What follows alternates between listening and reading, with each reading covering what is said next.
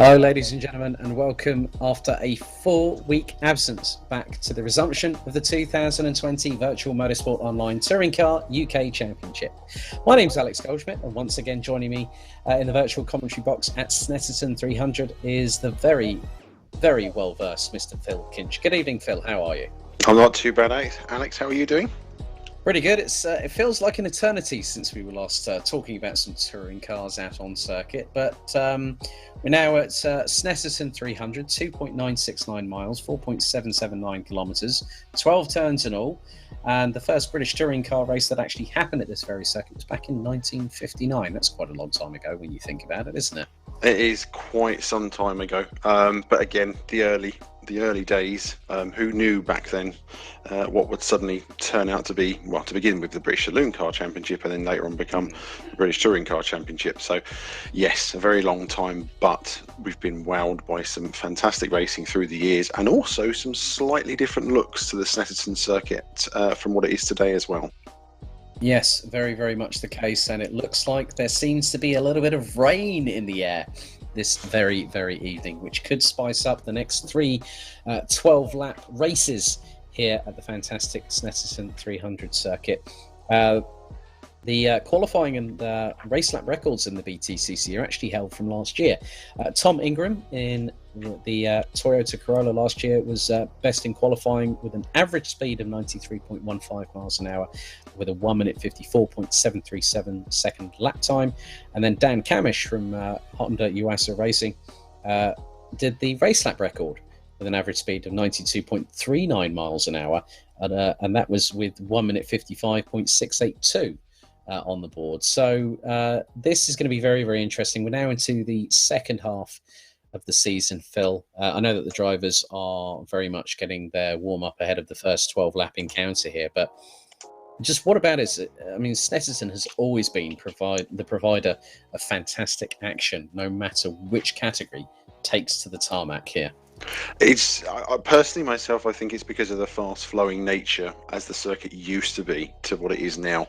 But even with the infield section having been added in the last few years, that's only added to the challenge of what Snetterton is. It's fast in some respects, it's tight, it allows for close racing, but the infield section, you've also got a technical area now to deal with as well, which challenges the driver even more, and that seems to add to the fun and frolics, I think is the best way to put it, that we see with touring car racing at Snetterton.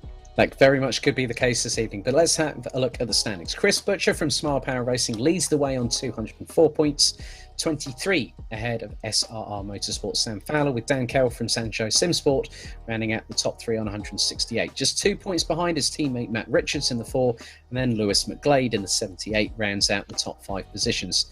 Kieran Shanks in the leading Subaru Levorg is in 6th ahead of Mike Bell, Max Tad, Ben Willis and Scott Mitchell from Kings Racing rounding out the top 10 positions on 83 points in the standings. I also understand, Phil, there's been a couple of changes. We've had a team withdraw, and we've also had a substitution for this particular race evening as well, haven't we? That's correct, yep. So since during the 4-week break, we've had a slight change. So in the Rage Racing team in the MGs, we've had Graham Slattery come on board. Daniel's father has come to join in the fun, and unfortunately Cam Sport Mercedes have withdrawn for the rest of the season, as I understand it. So the only Mercedes left in the championships now until the end of the year is the Kings Mercedes, or Kings Racing Mercedes of Scott Mitchell and Jack Nichols. So again, more focus I think on them as them being the sole Mercedes in the field versus the various Fords and Astras. And just to point out, you mentioned Dan Kell, who let's put the teeth in gear and give this a try, because I've been practicing for the last 4 weeks. Sancho Simsport. There we go. Thank you very much. 8 hours a day. Round of applause for that, man. Thank you. Yep. Speaking of Sancho Simsport, there you go. yeah, there you go. They are leading the standings in the team's championship at the moment on 341 points. Just 7 ahead of Smile Power Racing in second. SRR Motorsport ran out the top 3 on 286. Then it's a big jump down to Frammy Autosport, which will have Kieran Shanks and Tom Edmonds on their books. As we're fast approaching the start of our first 12-lap race here at Snetterton. It's been an interesting one so far, Phil, but now that we get into the second half of the season, this is where things can change and can provide a dramatic change altogether, can't they? Indeed, every overtaking manoeuvre, every point scored becomes much more important than it did before the summer break for the first half of the season. And now it's everyone out for themselves, trying to get every single point, take every advantage they can, and score those points, because in the run up to the end of the season, it is going to be the most, championships are decided by points, half a point. It can be so difficult. Everyone needs to really be on their game now and hit the ground running, especially from today onwards. Right, formation lap underway, and as a result of the amended qualification order, as multiple 15-place grid penalties were applied, Scott Mitchell from Kings Racing will have Dan Kell alongside from Sancho Simsport. Then it's Chris Butcher and Scott Sovic who returns for Smile Power Racing on row number 2. Jack Nichols rounds out the top 5, so 2 Mercedes along with the Focus and 2 Astras. We'll have Mike Bell alongside in the Smile Power Racing Astra. Costas Avram, Tom Edmonds, Daniel Slattery and Matt Richards will complete the top 10 positions. And then just behind that, as I was just looking at the list there, and all of a sudden it went to Kieran Shanks and Phil Morby. So it's 2 Subarus on row 6. Ben Willis and Graham Slattery will be on row 7. Ada Millwood and Bradley Brockies will round out the top 8 rows ahead of E-Team Brits, Max Spooner and Sandro Ballesteros.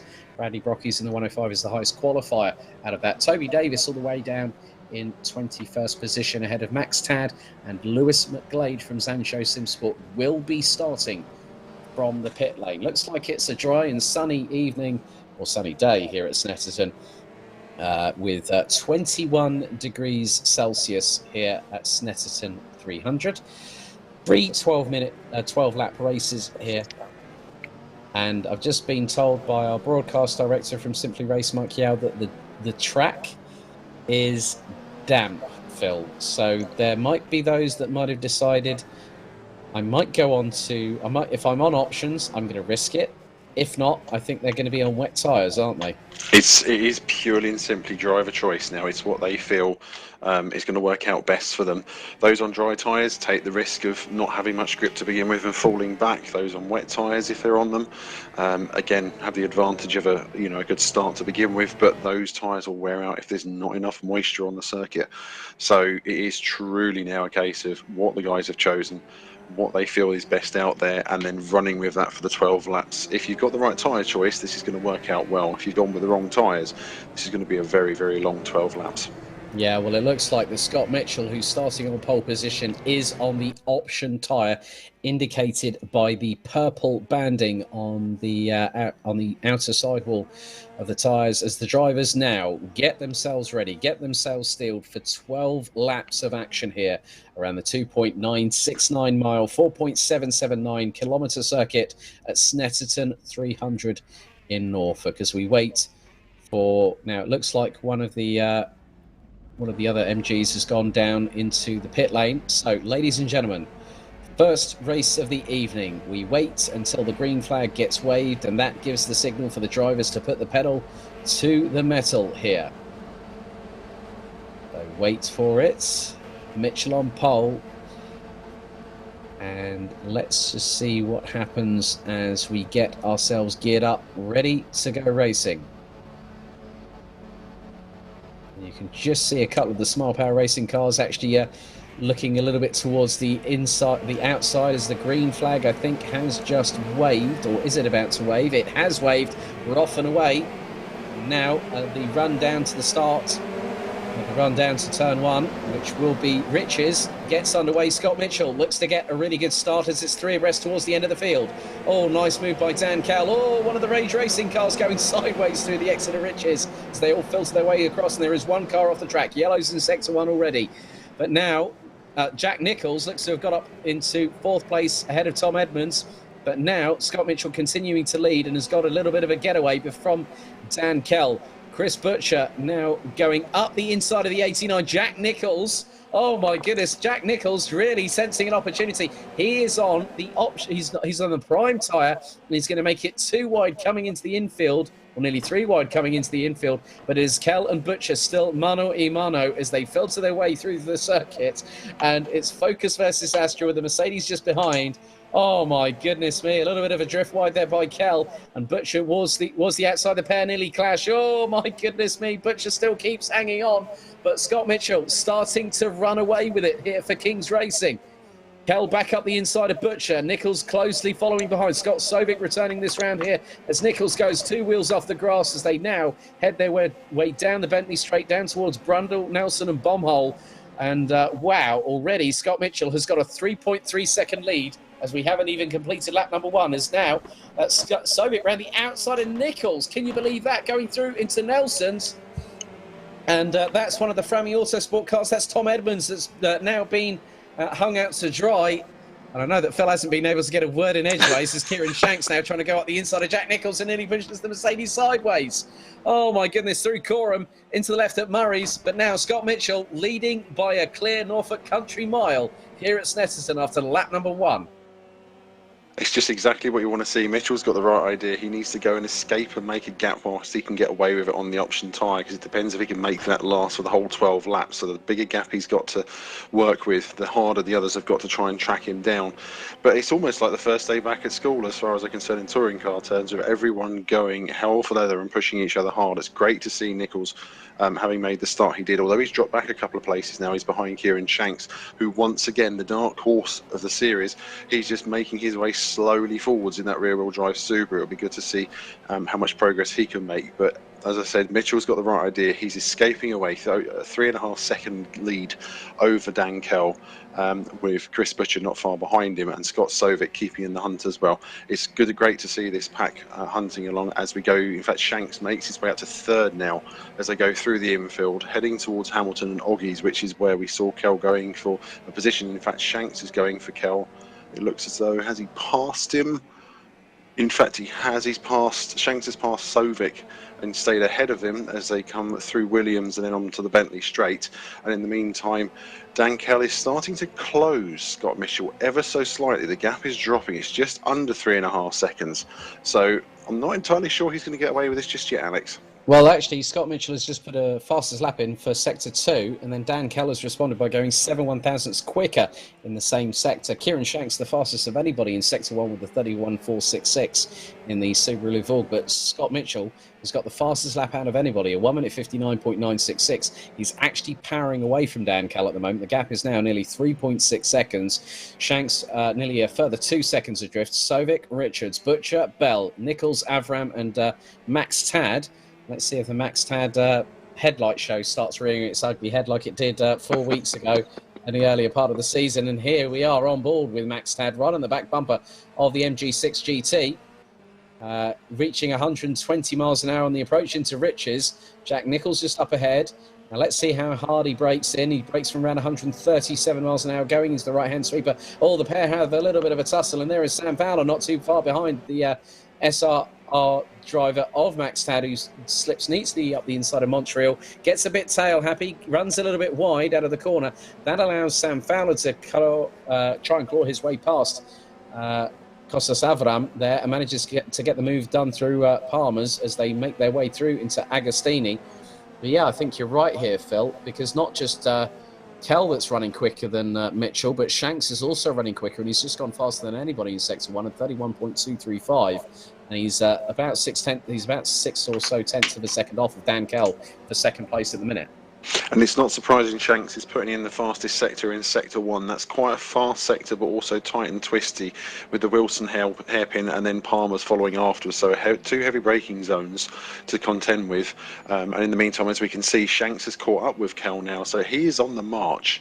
As I was saying earlier, Shanks being the dark horse, making that Subaru work, and we know he can make the tyres work on it as well, as he goes inside on the inside at Brundles, and he's up into second place by the time they come through to Nelson's on the way to the bomb hole. So if I was Scott Mitchell, I'd be starting to either get my foot down that a little bit more if I could, or starting to keep an eye on the rear view mirror and keeping an eye out for that black Subaru as it makes its way up the leaderboard again. Impressive stuff from Scott Mitchell, but it looks as though Max Tad has closed on Jack Nicholls, and I can confirm, Alex, whilst you saw the move earlier on Costas Amram, yes, the headlights are on. The Max Tad show is in full effect, and he is already chasing Nicholls and pushing him hard for 8th place on the start-finish straight. Well, Jack Nicholls actually, if memory serves me correctly, Jack Nicholls actually has decided to go for the option tyre for the final race here at Snetterton, as Tad trying to go up the inside. Oh, the headlights ablaze, and they bump door panels going through Riches. And you can just look at the amount of vibration on the camera coming out of the corner. Absolutely epic when you see two cars going side by side. However, Nicholls is not letting Fowler get past. Nicholls very, very wily in his own right. Obviously, just recently back from the Formula E Season 6 finale in Berlin. Was the King's Racing driver in the number 29. He actually took his sim rig over to Berlin to compete in GPVWC last week as well. So that just shows you how much commitment Jack Nicholls has as both a commentator, but then also as a sim racing driver in his own right.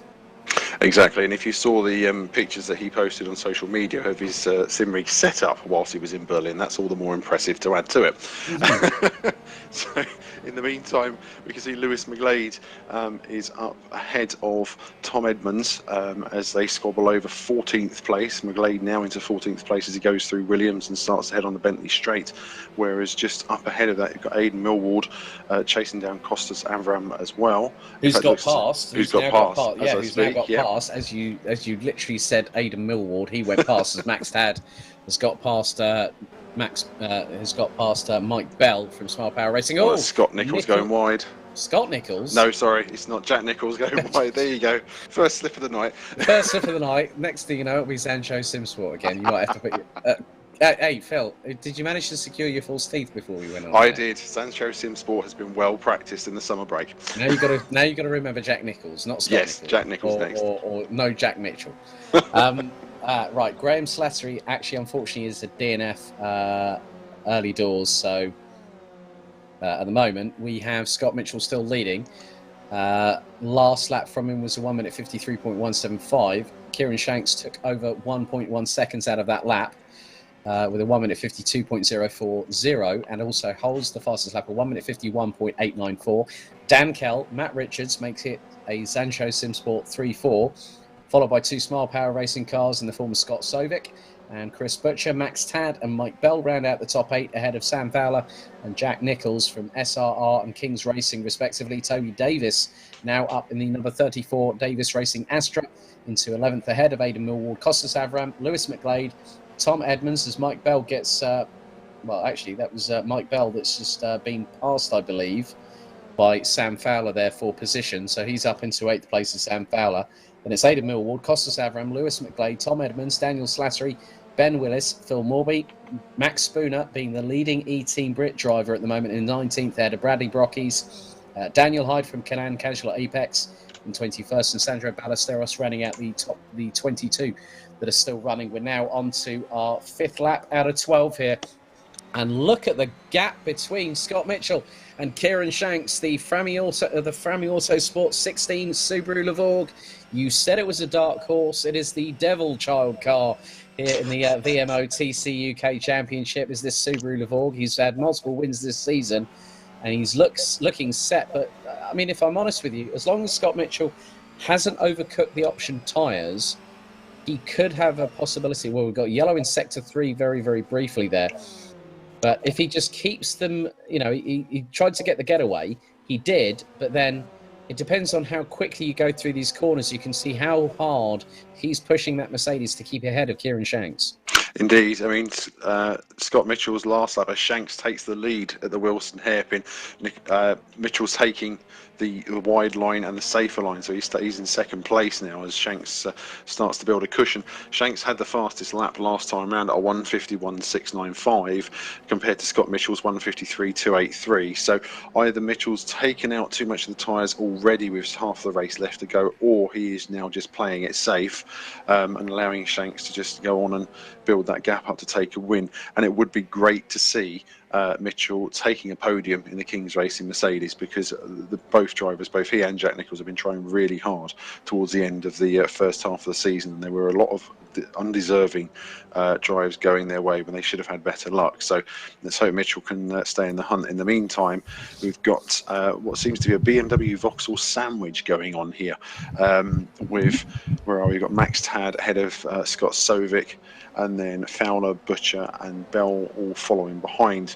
And these guys don't seem to be breaking away from each other too much. They're keeping each other close company as we come up towards the Brundle-Nelson complex and heading towards the bomb hole itself. Again, Snetterton, it's not one of those tracks that favours rear-wheel drive against front-wheel drive. It's pretty even, considering the first section you could say could work out better for rear-wheel drive with the hairpin corner and the drive out of Palmer's. But with the long straights and the fast corners, they benefit the front-wheel drives better. As we can see, Aidan Millward now catching up to well, he wasn't. He's actually losing ground because Jack Nicholls went round the outside of him through Nelson's. Of all places. That was a good move there by Jack Nicholls. But yeah, I think at least I'm so glad that there's no sort of triple-decker Scooby-Doo sandwich like we had 4 weeks ago. I thought I had to quickly remind you of that one, because I think that was definitely the saying the funniest saying I think I've ever heard on sim racing. That was good fun. It was that good was fun brilliant last time. fun. You, myself, and Mike Yao, our broadcast director, big thank you to Simply Race for helping to host this as well, providing you with all the great audio and visuals from myself and Phil, and obviously the cars out on circuit at the moment.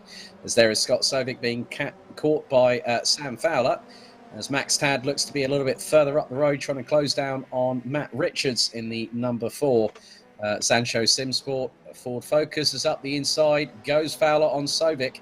Nice. Well, that was a little bit of Rubbings racing there, and that does happen as they go through into that was through Agostini, now into the right of the left-hander at Hamilton before the right at Oggies.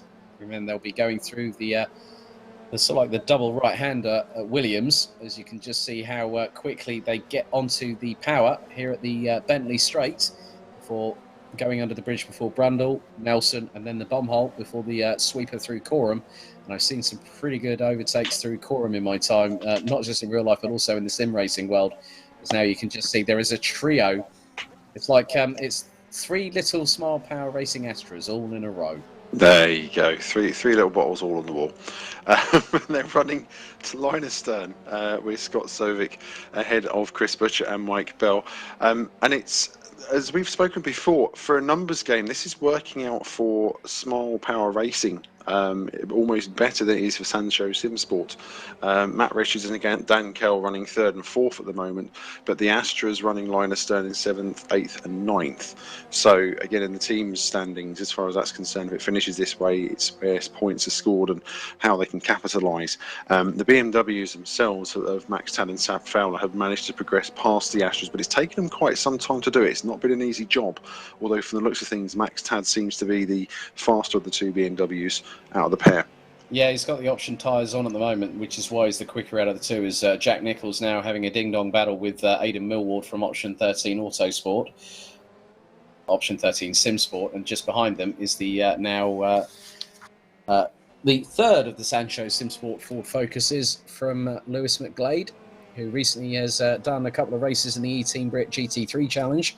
Over, I think it was at Adria and also at the recent penultimate round at Dubai, where Matt Richards actually secured the inaugural E-Team Brit GT3 Challenge championship with just a round remaining. So they have been racing another... little bit of a tussle there between Kostas Avram and Ben Willis from Drake Racing. But yeah, I think... there are some drivers that might be ruining their decision. I mean, Lewis McGlade is on the option tyre. Matt Richards is on the option tyre. So is Scott Sovic. So is Max Tad. Tom Edmonds is on the option tyre. Scott Mitchell's on it. Matthew Clipp, Phil Morby, and Aidan Millward. They're all on the option tyre. And I think there's only a few drivers. I mean, Sandro Ballesteros will opt to use it in the second race.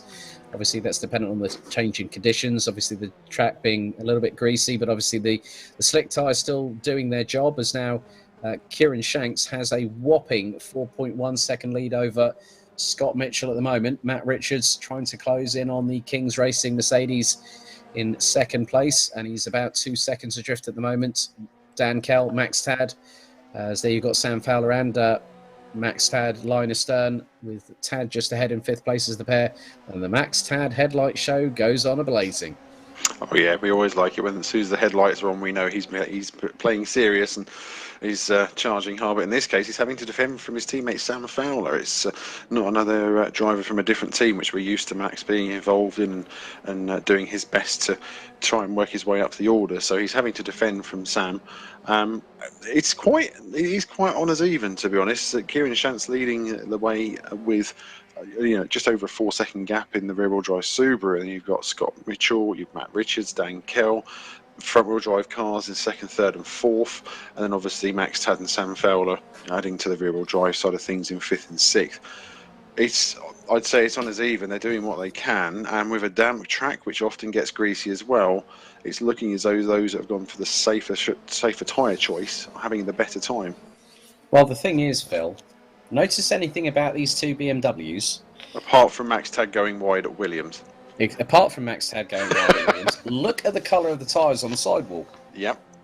They are not primes, they are not options. I have a feeling they've gone with wets. I think so as well. That's why they're looking pretty racy at the moment, and that's possibly why some drivers have decided, yeah, well, I'm going to go for...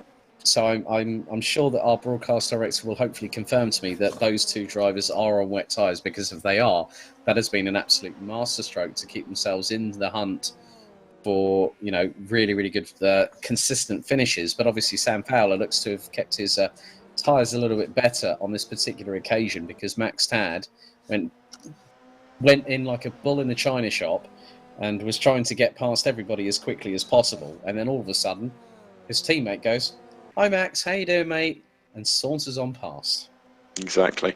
Up front, we're seeing that Matt Richards is now fighting with Scott Mitchell, and it looks as though Richards, he has. In fact, he's passed him in the Wilson hairpin and taken 2nd place off of the Mercedes driver. So with 2 laps left to go, Mitchell is now, I think, potentially suffering with the option tyre choice. It may have outlasted its usefulness, or either from him pushing too hard in the first few laps to build that 3.5-second gap we saw, or it is just a case of it may not have been the best tyre choices we've just seen with the 2 SSR BMWs.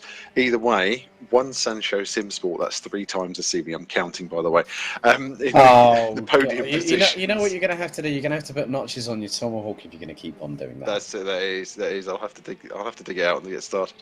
I'll get the chalk. I'll send a chalkboard and a little piece of chalk, just so you can notch it up and we'll hear it in the background. Brilliant. During the That's broadcast. I'll get started with the 3 already.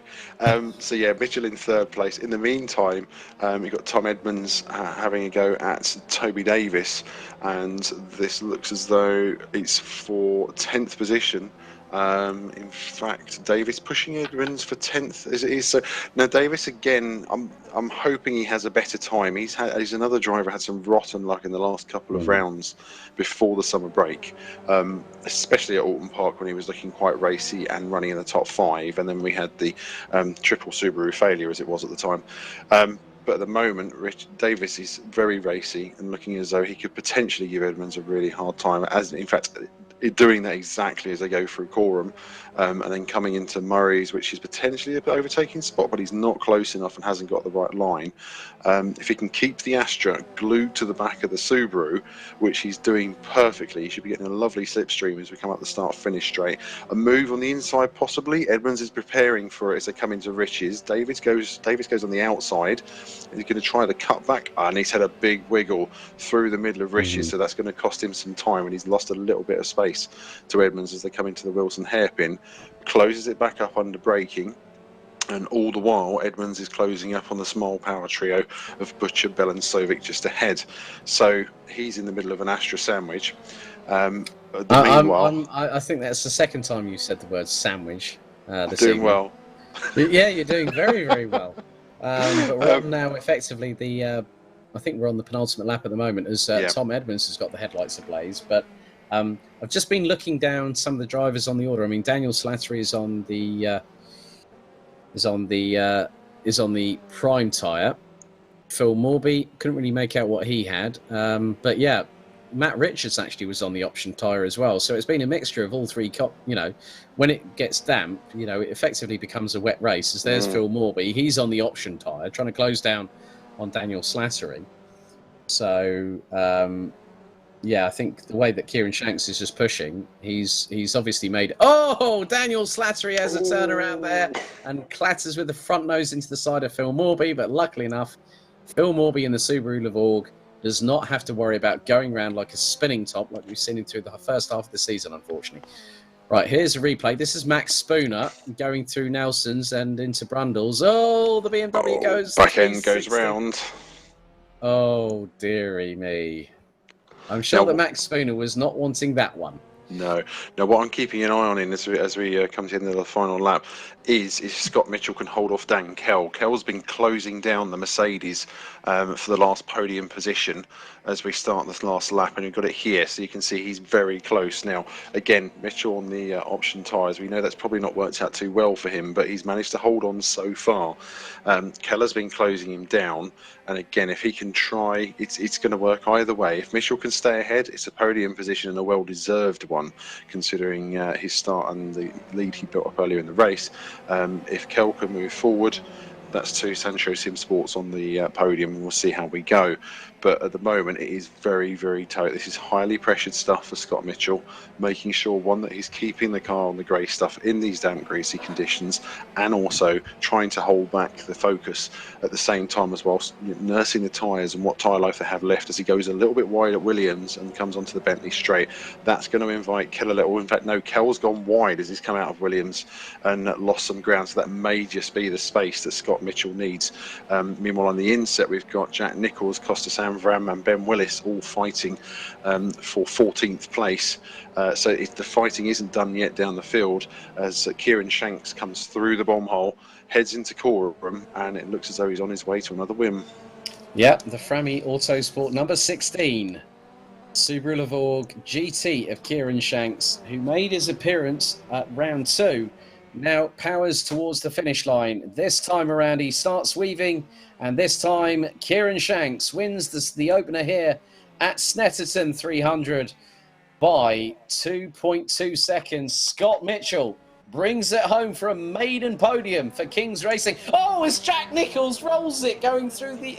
Was that through? Oh, that was through Williams. Was that through Williams or Coram? No, that was through Nelson and into the bomb hell. Oh, right at the end of the lap. So joy, and excitement for Scott Mitchell, and excitement for Jack Nicholls that he didn't really want to go rolling down the hill. Well, rolling on the grass, not down the hill because there isn't one there outside that corner.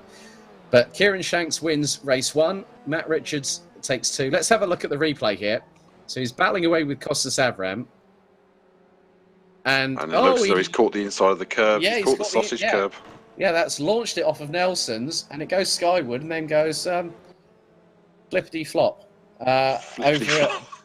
Sorry, that was the first thing. Just like that. Flippity flop. Like that. Sorry. Like that. Oh, sorry. We're going to start sounding like Tommy Cooper then. No, we're not going down that road. But your podium for race 1 out of 3 here after 12 laps. Kieran Shanks from Frammy Autosport in the number 16 wins by 2 seconds ahead of Matt Richards in the number 4 Sancho Simsport Ford Focus.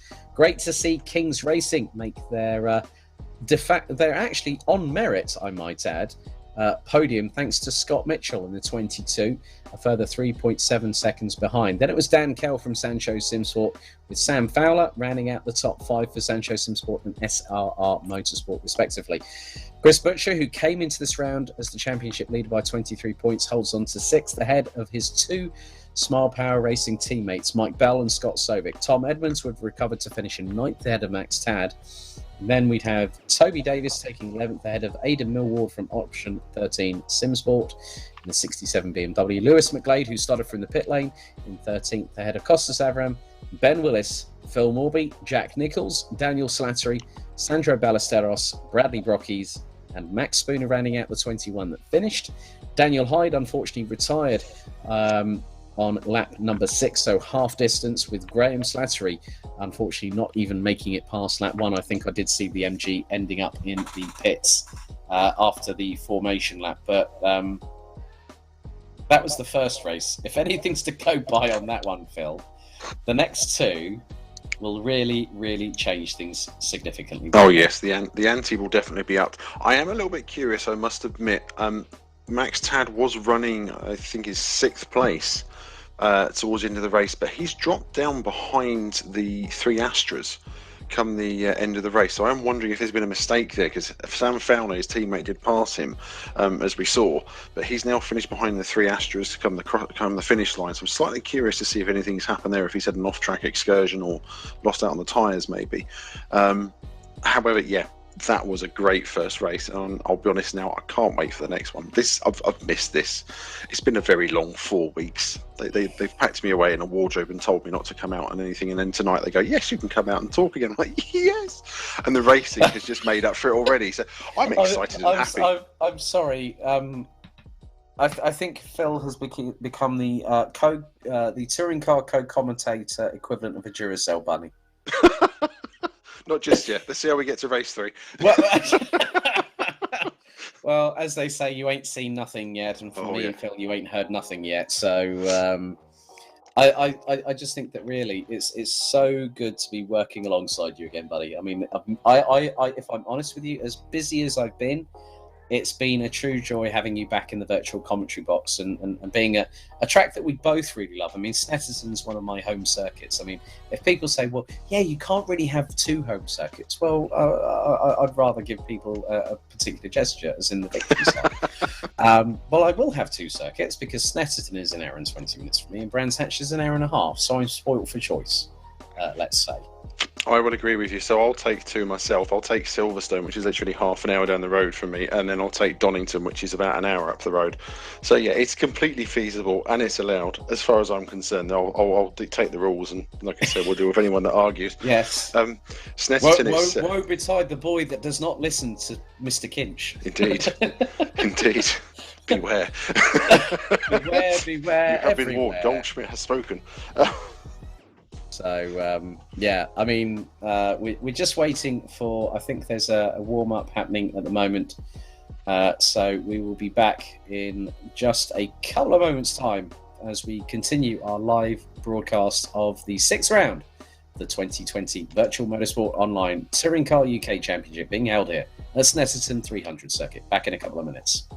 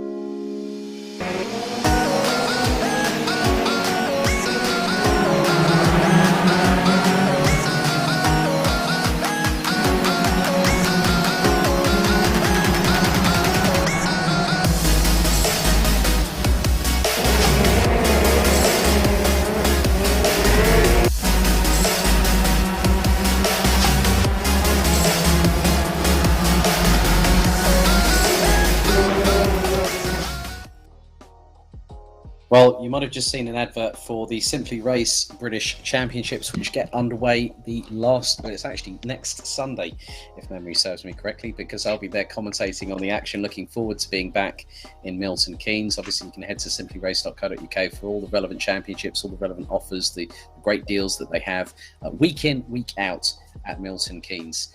But Phil, race one, that was a really, really good start, and to the evening's proceedings, and it's going to be really nice to see what the order is for race 2 very, very shortly. It is. I mean, I'll be honest, they were actually quite well behaved, considering this is the first time they've been back racing in this series from the 4-week break. It's normally a case of when you tell touring car drivers they've got 4 weeks to go away and hide and do something, they almost sort of walk away as though they're ashamed, or a naughty schoolboy or girl as they've been told to go and get a detention. You can't race for another 4 weeks. Oh, okay then. So when they get the chance to go back racing, it's quite obvious, you know, they've been well behaved in that first race. The dust webs, the cobwebs, even the dust have been shaken off. They've had an idea of what the track conditions are like with that first race where it was quite damp and quite greasy, and tyre choice had a big effect already. So I wouldn't be surprised if we've seen that same effect happening in race 2 as they get used to the track conditions and as they either improve or worsen, if you want, over the course of the next couple of races. Yes, indeed. So it's really quite interesting on how many people were actually on soft tyres as they've just completed the warm-up. And Scott Mitchell actually stated that the soft tyres that he was on was actually as low as 10% at one point and just had to let people pass. Wow. That's how close it was to the wire on those soft tyres. So even in damp, greasy conditions, and depending on how quickly and how hard you push, really does dictate how your strategy unfolds through a 12-lap encounter. And here at Snetterton, it is easy to pass when you have the correct amount of tyre temp, the correct amount of tyre temp, brake temp, and obviously the right setup, because you can battle with anybody until the cows come home. But if you haven't got the right setup, the car is not going to feel 100% level, it's not going to feel planted, it's not going to pick up when you need to, it might spoil up the rear tyres if it's a rear wheel drive, or the front tyres, that kind of stuff. So there's a lot of different mitigating factors that the drivers have to consider, especially with the drivers running in their respective teams, as it looks like we are about to get things underway for our second race. So let's have a look at the grid order for race 2 out of 3 here at the 6th round of the Virtual Motorsport Online Touring Car UK Championship here at Snetterton 300 as they get themselves underway.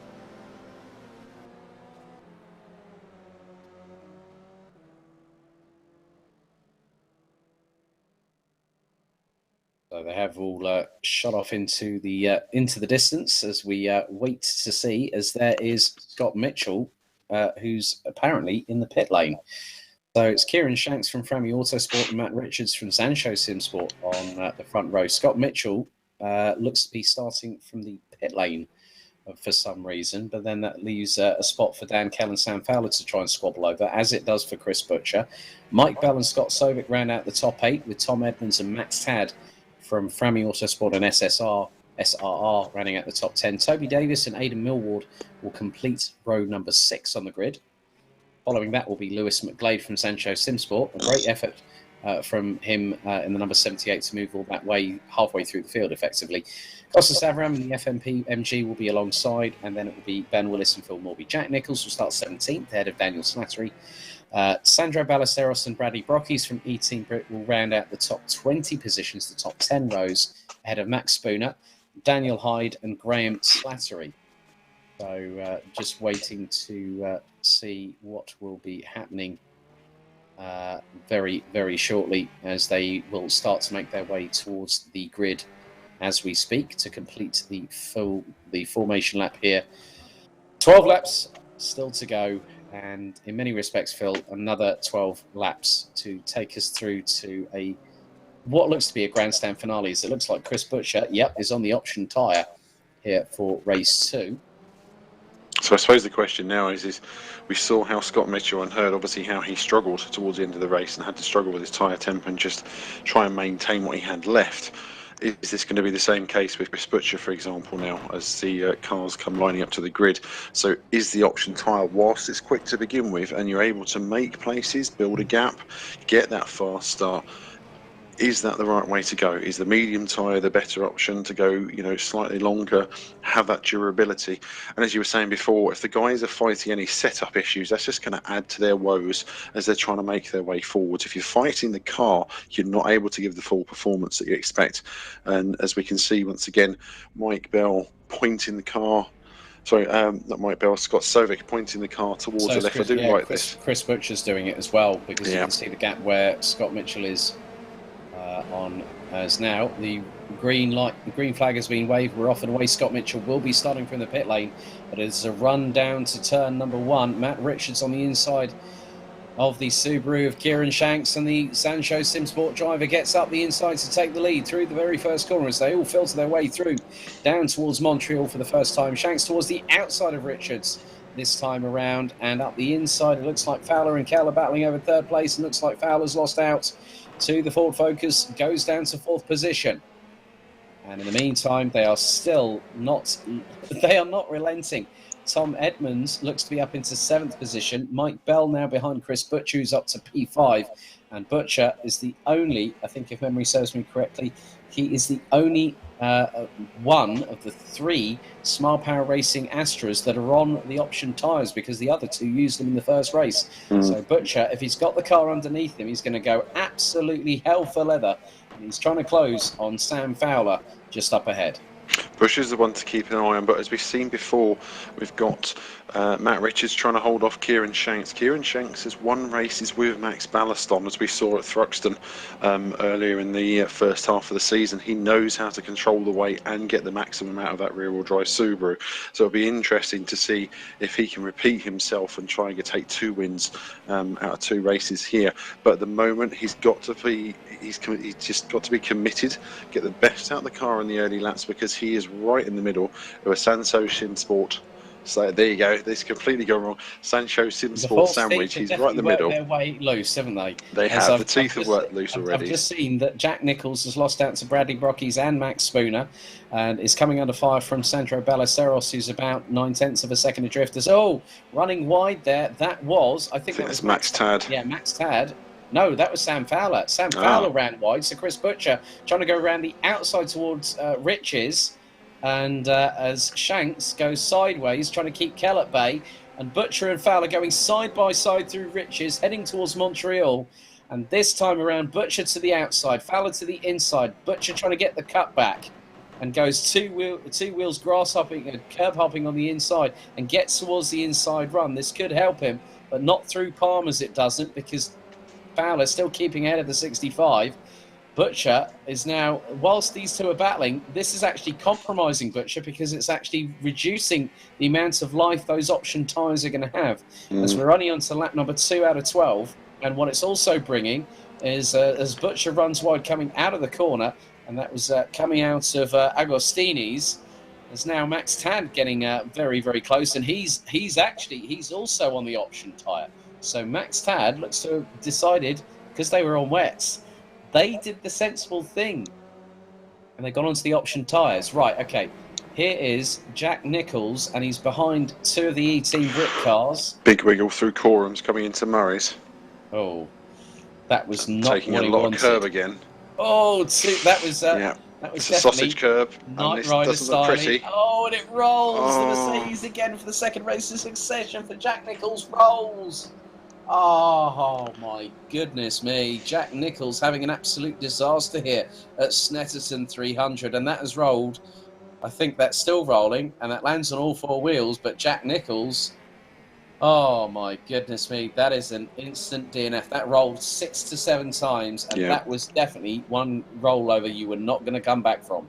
No, and it's a real shame, because Jack did really well to hang on to the positions he did in race 1. He started in the top 5 and unfortunately lost out, and managed to, he suffered that big roll at the end of race 1. So to have 2 in a row is just really, really poor luck.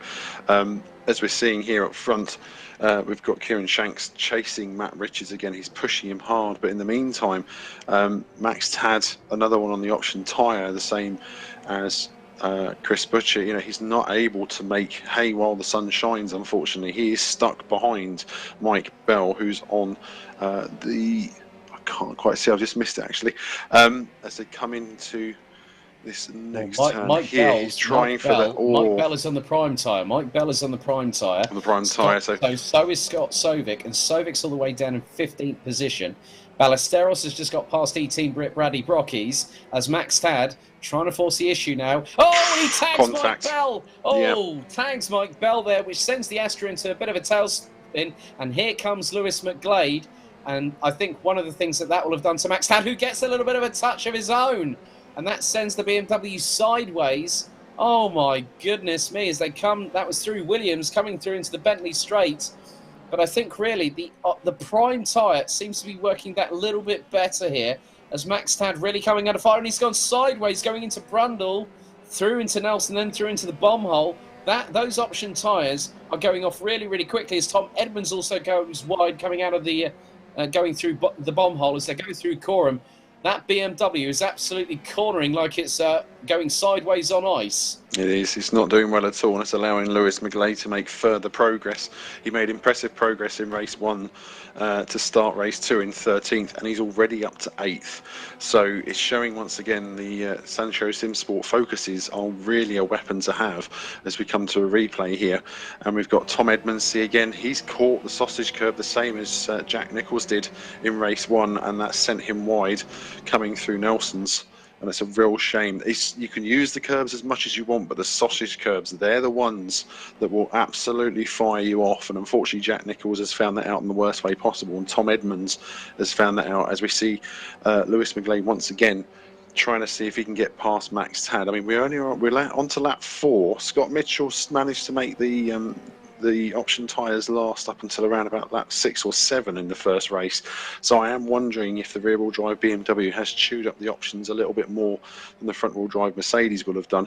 And it is allowing the likes of McGlade and Davis to close up on him, as we can see the first 3 here now as they come out of Oggies and make their way through to Williams and onto the Bentley Straight. Shanks is pushing again. He's max ballast on board from his race 1 win. Let's not forget that the Subaru is heavy with weight, and he is pushing Matt Richards for the lead, but he's also bringing along Dan Kell, so he can't relax just yet. He's got 2 of the focuses to deal with as they come through Brundle and into Nelson's, whilst further back it looks as though Lewis McGlade, Max Tad, Toby Davis and Mike Bell are all closing up, and it looks as though McGlade and Davis have gotten past Tad as Tad covers the sausage curb. How he survived that, I don't know, but a very good job. But he has lost places now. It looks as though the BMW may have used up those option tyres already. He's got a long race ahead of him. I think, Scott Mitchell was saying that it was about 10%. I think those BMWs are going to be off the cliff very, very shortly. We're not even at half race distance yet, as Kieran Shanks, despite having 60 kilos of ballast on that Subaru, is absolutely flying. That car has been unassailable. As soon as you get some weight in it, 60 kilos, that's quite a significant amount of weight, and it can just deal with it really, really well. As a little bit of a tag on the back bumper of Richards, thanks to Kieran Shanks, and that now allows the number 4 from Sancho Simsport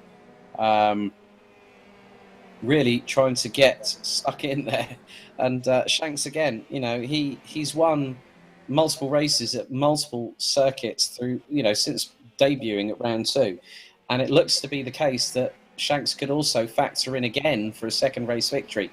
But I hope that both focuses, I mean, this is the numbers game again, because you got a triple decker sandwich with a Scooby-Doo in the middle of it all. You couldn't help yourself, could you? You had to put it in there. Well, I could say it's a triple decker focus Scooby-Doo sandwich there, and really add a bit more add another log on the fire, so to speak. Okay, I'll chuck another log on. I was going with the Ford Focus freight train with the Scooby option, but still, we'll see how we go with that. In the meantime, Toby Davis is absolutely hassling Max Tad as they head down towards Brundles, and I think Davis was ahead previously, so Tad somehow managed to get past him earlier in the lap. Davis is on the options. On the options, so it seems to be a bit kinder to the front-wheel drive machinery. Is out through the bomb hole on the back bumper of Shanks is Dan tighter line from Shanks as well. That was pretty good there. So Dan contact into Murray's. Oh, and oh my goodness me, Dan Kell trying to go up to his 3 abreast going towards the start-finish line. It is a fast and furious drag race between the 3 of them. And I think Dan Kell's going to be the one that comes out of this better than anybody, because effectively, as Kieran Shanks tries to go between the middle of them, and Dan Kell now takes the lead, runs a little bit wide, tighter line from Shanks, up the inside of Richards, who's trying to go up the inside of Kell, going into Richards and into Montreal. Oh my goodness me. It is the 1-2 Ford Focus freight train. Maybe it's the Ford Transit edition at the front of the field. There we go. It's the Ford Transit special that we've been looking forward to, that we know Mike loves so much, the Ford Transit special. What I am wondering is, Kieran Shanks is probably going to... short wheelbase. Short wheel space. Thank you, Mike. Kieran Shanks goes deep into the brakes. And tags with Richards. And that is going oh my goodness me, Shanks is not done yet. No. And that was coming through Agostini's as they run into the right and to the left at Hamilton's, and then into the right at Oggie's. As up the inside, a lock up again from Shanks, and he literally shuts the door quite firmly, allowing no way possible for Matt Richards to get past. As they now go through into Williams onto the Bentley straight. But Kieran Shanks, I mean, there's rubbings racing, and there can be sometimes a bit too much robustness, can't there, Phil? They can, and in this case, I'd love to see the front of the Subaru by the time he's finished the race, because a lot of contact there, as we can see Lewis McGlade now coming up against Mike Bell. So the numbers game, the Ford Focus of McGlade making his way around the outside at Brundles and into Nelson. A very good move, but Bell is coming back. McGlade's gone wide, so it's on as even as they were beforehand. In the meantime, you can see that Matt Richards is really hassling Kieran Shanks now. The Subaru, in fact, a contact, and Richards has gone off at Murray's. And that's allowed Chris Butcher. Butcher has been absolutely flying in that Vauxhall Astra, and he's not giving up, and he's going round the outside. Wow. That's a brave move from Chris Butcher, round the outside of Kieran Shanks for P2 before we'd even got to Richards. That's a stonker. Big commitment through Richards as well. You could see they both were nose in heavy in, as just fully committed as they went into Richards. And coming out of Wilson's, he's just ahead of Shanks. He's just about keeping that gap. So I'm wondering if Shanks is playing the waiting game again. We might see a few more nudges possibly come this way, as we saw with the 2 Focuses as it was before. So, but brilliant work by Butcher. He's taken complete advantage of the squabbling that Shanks and Richards had between them. In the meanwhile, Dan Kell, he's up to a 3-second lead. He's doing what Scott Mitchell did in the first race to begin with. Whilst the other squabble behind, he's building that gap and making sure he can control it. Well, I think look at it from this way. Dan Kell is on the option tyre. Apparently, he's on the option tyre. So he's actually made it work a little bit longer, because in some respects, I saw a bit of a strategic ploy there, if I'm honest, through the driving style of Dan Kell. Because he was waiting. He was not pushing hard. He was not going all guns blazing. He was making the option tyre come to him. And that's where, you see it very, in certain ways. You'll have some drivers that go for it. They will not relent, and they will go for it 100%. But then you have the drivers that decide to play the smart game and decide to go, well, I'm in third. The 2 in front are squabbling. They're bringing me with them. I've got an opportunity. And we saw just how quickly Dan Kell got past Shanks and Richards. And both of them are now starting to drop a little bit further back, as now Shanks trying to close on Chris Butcher. So it is Sancho Simsport leading the way ahead of Smile Power Racing. That's Frammy Autosport. And then just behind that is Sam Fowler from SRR. The number 27 is just being passed by Matt Richards. So Richards back up to 4th position. Richards currently on the prime tyre, as Kieran Shanks gets ever so deep into the braking zone through Montreal on Butcher. But Butcher still keeping ahead, as they'll now head through into the left at Palmer. And sideways goes Shanks yet again. I mean, that car, we all know that a Subaru Levorg production model is normally 4-wheel drive. Normally 4-wheel drive. But the way that Shanks is wrestling with that thing, it's like he's gotten on the ball and held on with both hands on the horns. As here now, Davis trying to go up the inside of Mike Bell. That's a great move if he can get through for 7th position. He makes the move. Nice work, Toby Davis. And now, just up ahead, he's got the last of the Sancho Simsport Ford Focuses in his eye line as Ben Willis goes wide, going through Hamilton's and on the approach into Oggies, and that allows Tom Edmonds in the Framiorda Sport number 15 Subaru get up close and personal. So that's a double-decker Scooby-Doo sandwich there with a bit of a BMW salad just behind. I was preferring the Vauxhall Special, Vauxhall Special in front. Yeah, I don't know how we're getting into food, Mr. Broadcast Director. I think it's just the fact that I had my dinner before I started my evening's commentary, and that was well over 3 hours ago. He's been influenced. Yes, yeah, well, that's all your fault, Kinch. Of course. You came up with it first. But Mike Bell now trying to keep pace with Toby Davis. And Davis at the moment, I'm just looking at these drivers. So Lewis McGlade, currently, I'm just looking at the tyre choices that they've had for this one. Lewis McGlade used the option, so he's on the primes at the moment. Oh, bit of a sideways moment there. I think that was for Max Tad. It was, coming out of Murray's, and on the back bumper of Toby Davis, here comes Mike Bell from Smile Power Racing. One Astra against the other, and still Toby Davis managing to keep in front at the moment for 7th position. But you can just see how hard Mike Bell is pushing, and Bell is leaving his option tyres until the last 12-lap race here at Snetterton. I mean, again, all praise to the performance of Lewis McGlade. He's made his way up to 6th position here. As we have a look at the replay, so yeah, this is the Max Tad. He's gone wide coming out of Murray's, caught the curb on the outside, and it's allowed Tom Edmonds to come past. A little bit of contact as he's come back, slightly sideways. I don't think there was contact. I think Max Tad, he was just a passenger in that all on his own. So Tom Edmonds was. Tom Edmonds, I know through senior Rotax circles, he's won one race this season in VMO.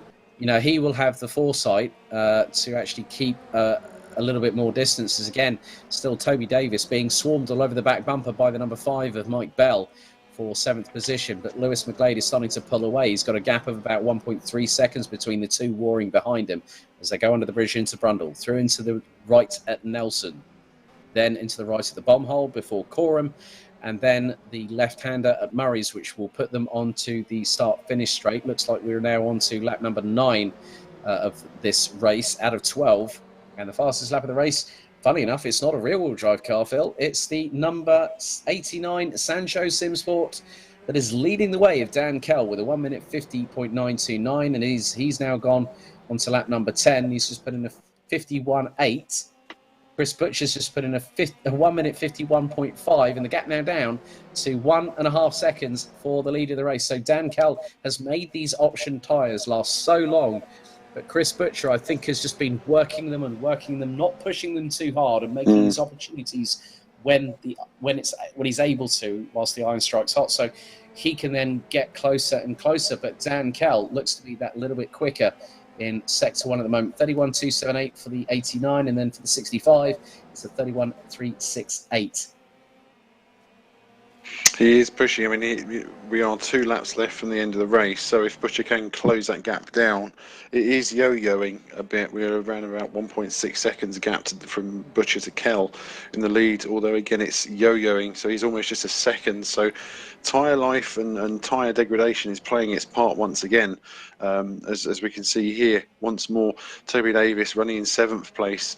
He's not made ground to Lewis McGlade. He's stayed behind him, a lot of that being the fighting he's had with Mike Bell. And at the same token, until sort of just now coming out of Williams onto the Bentley straight, it's only just allowed the likes of Ben Willis and Tom Edmonds in the 2 Subarus to close up on the Vauxhall once more. So tyre life playing its part in strategy as we come towards the end of the race, and as we know from what Scott Mitchell said in race 1, having that last 10% of the tyre and just managing what you have. So all kudos to those that have managed to make it work so far.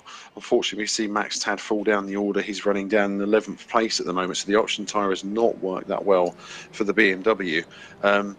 In the meantime, as I was saying up front, as once again Tad goes very wide coming out of Murray's once more, so I would almost say the tyre life on that BMW has almost gone. It's now a case of just managing what he's got left from the last couple of laps. We've had 3 retirements. We've had a disqualification for Costas Avram. Jack Nichols obviously rolling earlier on DNF'd on the very first lap. Max Spooner was out on lap number 2. So we are down to 20 drivers, and we now have a 2-second lead between first and second position. As last time around, Dan Kelpin in 151. Oh, Toby Davis way wide. Oh my goodness, that's going to be very, very lucky. He manages to get back behind. That was only 1 place lost as a result of that. So obviously those tyres went completely off the cliff.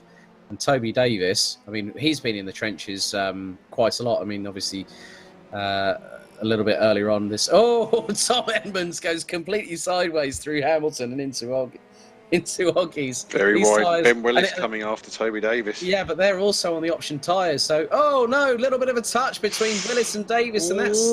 Did Davis get away with that one? He did. He caught that one. Oh, but Max Tad goes rally crossing. Sorry, Max Tad, you're not in Hurliers in Sweden, I'm afraid. You're at Snetterton, mate. As now Edmonds losing out possibly to Millward in the process, and Millward tries to get ahead and doesn't before Brundle, but Max Tad, trying to force it up he was late braking there. I think he just realised, oh no, I've got to put the anchors on. And then he went barrel rolling into the side of Willis there, going through in some Brundles.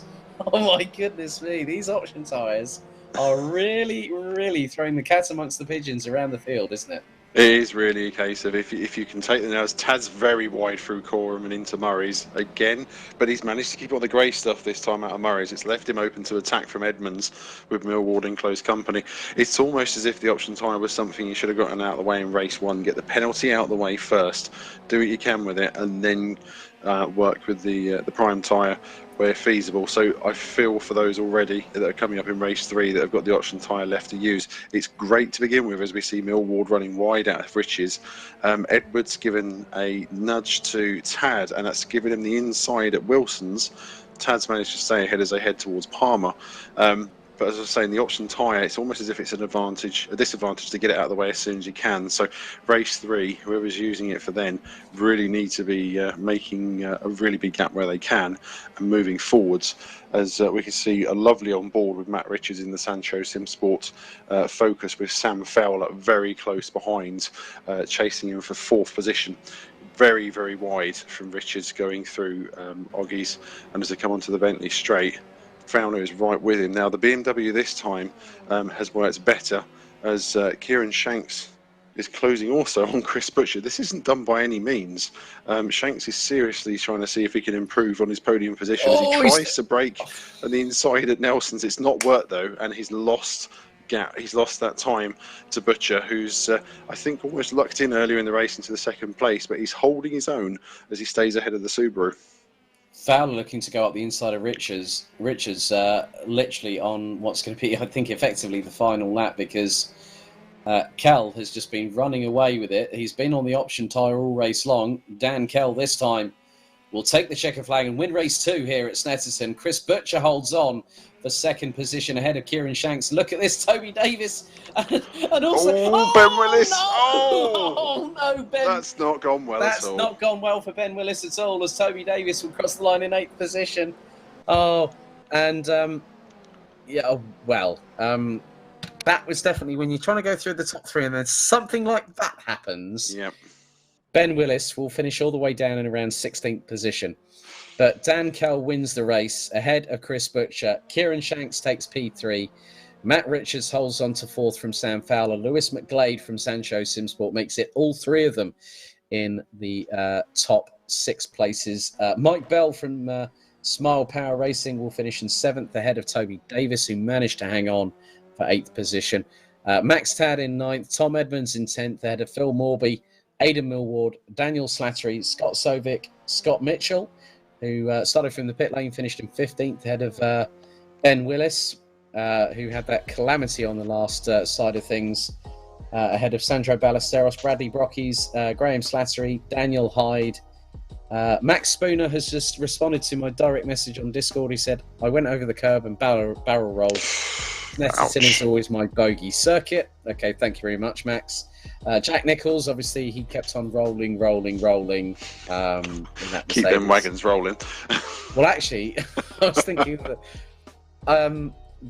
I was waiting for someone to say the words Limp Biscuit when I said rolling, rolling, rolling, rolling. You know? I'm a slightly older generation. We'll work with that. Hang on. No, you're not that much older than me. Come on. Be honest, Kinch. Come on, be honest. Costas Avram unfortunately DQ'd. But that was 20. That's now 24 laps of fantastic racing action here with drama, incidents and accidents. And I'm sure that our official, our chief steward, will have a lot of things to think about post every single race. But good to see that we had some great battles up and down the order. We will be getting underway with our third and final race here at Snetterton 300 for the sixth round of the 2020 Virtual Motorsport Online Touring Car UK Championship with me, Alex Goldschmidt, and my partner in crime, my bestest buddy, Mr. Phil Kinch, will be back in just a few moments as they're starting their warm-up ahead of race number 3 here at Snetterton.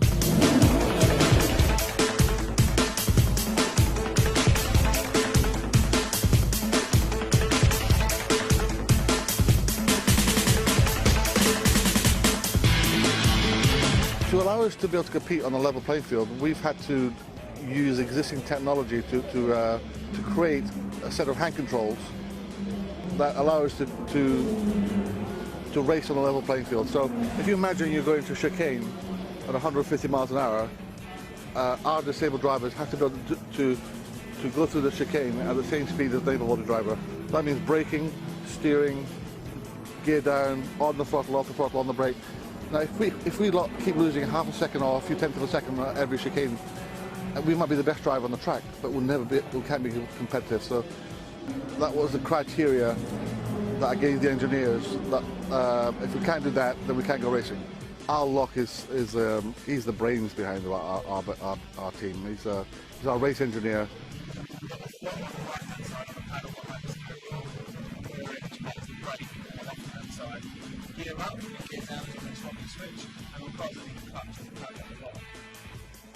I tell him what I want and how I want it. He said it's not possible, and I know it's possible because I believe in Al. The cost of the hand controls varies from about £5,000 to about £7,500. That's because we've managed to find a manufacturer in Slovenia that does all this specialist engineering.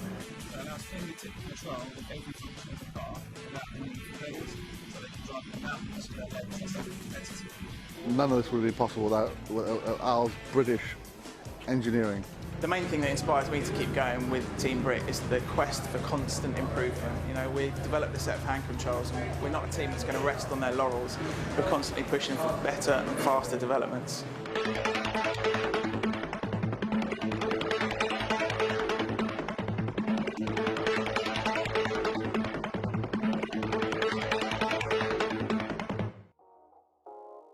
Welcome back to the build-up for our third and final race here at Snetterton 300 with Alex Goldschmidt and Phil Kinch on commentary duties. I think, in the words of Michael Caine in The Italian Job from the late 1960s, I think race 3 is going to blow the bloody doors off. Yeah, I think it is.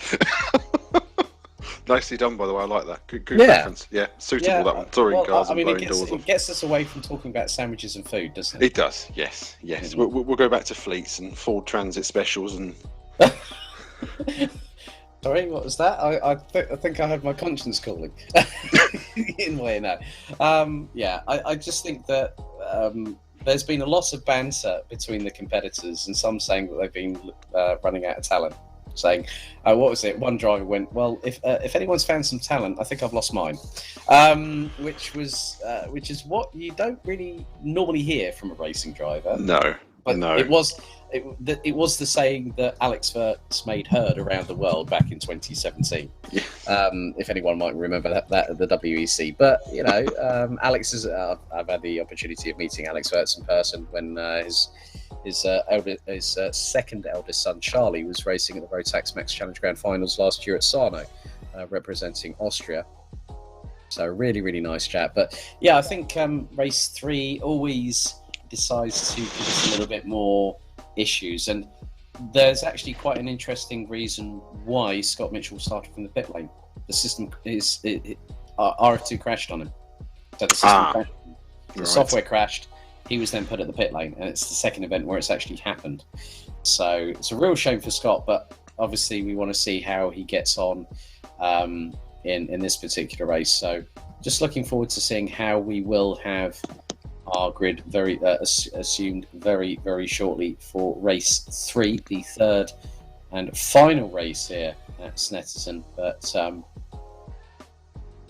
it's just I just think it's going to be quite interesting who's going to get the jump on everybody else here, Phil. It is. I mean, as I was saying in race 2, those that have got the option tyre to use in this race have a small advantage as it's worked out. The front-wheel drive cars seem to be a little bit easier on the option tyre than the rear-wheel drive cars. Example, Max Tadden, how many times he unfortunately ran out of talent at Murray's at the end of each lap. But again, especially when he came out of Murray's, and unfortunately Ben Willis was the unwilling recipient. Yes, on the that's very not last what you lap. want. But I'm looking at the drivers that have now got option tyres on them. They will be as follows: Mike Bell, Sam Fowler, Max Spooner, Bradley Brockies, Kieran Shanks. We'll have them for race 3. Oh, now that just says it all, doesn't it? Daniel and Graham Slattery from Rage Racing, and also Jack Nichols. They have all saved their option tyres for this final race of the evening. So that's going to be interesting with Kieran Shanks on the option tyre, especially as he's managed to take the win in race 1 and also take a podium in race 3. So he's proving once again the Subaru even takes its weight rather well. These false teeth definitely aren't working. Get them back in, Phil. Get them back in. I've broken them after race 1. That's what it is. They weren't prepared. They were broken before race 1. Come on, man. Get it together. I know. I managed to get Sancho Sim Sports said about 3 or 4 times before they broke. So I maybe need a more robust pair. No, it was definitely Sancho Sim Sport. I promise. In the meantime, we're looking. So Mike's having hearing issues in the background. Unfortunately, I don't know. Broadcast director, is Phil's mic faulty, or is it just the false teeth causing the problem? God, 4 weeks away and the banter's still flying. I've missed you guys. I really have. It's like it's never been 4 weeks. It's like it's been true. 2 weeks since the last round. But at least in 2 weeks' time, we get to come back again. Exactly. Well, they'll let you back. I'm not sure if Mike will let me back. We'll see about the false teeth. Hey, well, at least it gives our broadcast director a laugh. So life, a life and a laugh. We're doing well this evening. The thing is that Mike Yao does a fantastic job. And every single project that I've been working with him since lockdown started has been an absolute hoot, and he does a fantastic job. So please, if you get a chance to go to Simply Race, you will meet the man in person when he's there. And he does a fantastic job. So a big thank you to Mike personally from myself and obviously everyone from VMO. Yep. I might even have to pay a visit myself. I've been meaning to do that for a while. Hang on a second. I live at Phil. Now that I've been told that I should be making, to be honest, I don't know if he's listening, but my younger stepson, his best friend has just organised a car, and they're both planning many fun and frolics. And I'm thinking about the fact of just saying to them, look, let's just all pack up in the car, go to Milton Keynes. I'll introduce you to this guy called Mike who has to part with me once a fortnight. unfortunately, and see what fun and frolics they can get up to on the simulators. I'm thinking about this. It could be a regret, but we'll see. No. I've got one thing to say to you, Phil. You've got to come down for the start of the Simply Race British Championships next Sunday. Oh, let's see. We're racing Clios. We've got touring cars. We've even got the USSC as well, starting off in the afternoon. And I'm commentating, buddy. Well, that means you obviously need me with you, don't you? How can you commentate without me? Oh, dear. It's like he's pining for attention at the moment. I don't know. Sorry. No, I'm sure we've got a race to go, haven't we? Yeah, we have got a race to go, Mr. Kinch. Thank you for reminding me of that trivial nonchalance there, my friend. But yeah, right. Well, it looks like we are all lining up on the grid, ready to go for the third and final race. We will be speaking to the top three at the end of this race, only from race 3, due to the time constraints that we do normally have. I mean, everyone does want to get some shut-eye afterwards. Myself and Phil and Mike all notwithstanding, because we've been staring at screens for pretty much most of the day. But the formation lap for the third and final race gets underway with Phil Morby leading them away off of the start-finish line, as Morby and Edmonds will line up on row 1. Max Tad and Toby Davis, that is row number 2. Then head to row 3 with Mike Bell from the number 5 of Smile Power Racing and the number 78 of Zancho Simsports, Lewis McGlade. Sam Fowler from SRR Motorsport and Matt Richards, also from Zancho Simsport, round out the top 4 rows. Kieran Shanks and Chris Butcher complete the top 10 in the number 16 and 65. Then it's the 89 of Dan Kell from Zancho Simsport and the number 67 of Option 13 Simsports, Aidan Millward. Daniel Slattery and Scott Sovic complete row number 7, ahead of Scott Mitchell and Ben Willis. That is row number 8. Then we go to row 9, which will be Sandro Ballesteros and Bradley Brockies, both from E-Team Brit. They'll round out row 9, ahead of Graham Slattery and Daniel Hyde, who rounds out the top 20 on the grid. They're rounding out the 23 strong. It is Max Spooner, Jack Nichols and Kostas Avram. 23 drivers set to go into battle for one final time for 12 laps around the 2.969 mile, 4.779 kilometre circuit. 12 turns in all. And with such prestigious history, and also VMO making sure that its mark, indelible virtual mark, gets put on the circuit at just past the halfway break after the 4-week summer break. And it's been a fantastic return to racing, wouldn't you agree, Phil? Oh, yes, definitely. 2 great races we've had so far this evening. Really looking forward to the last one. I'll be honest, I'm going to put it out there. I'm hoping for something good from Toby Davis. He's in an ideal position in 4th on the grid. I've possibly just cursed him now.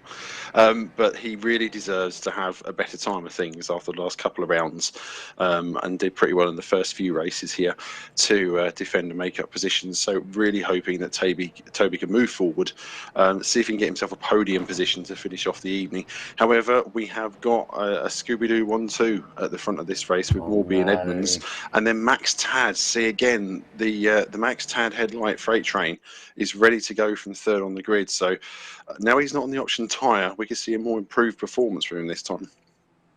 I think it's just the I'm gonna just muck about with the people in front and see how many people I can distract with these bleeding headlights.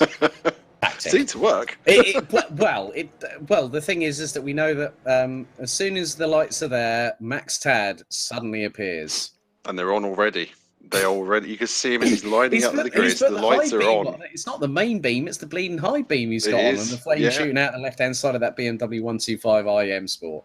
Oh my goodness me! It's the psych job. That's what they call it. It is. As now, Toby Davis will look to point his car towards the inside line.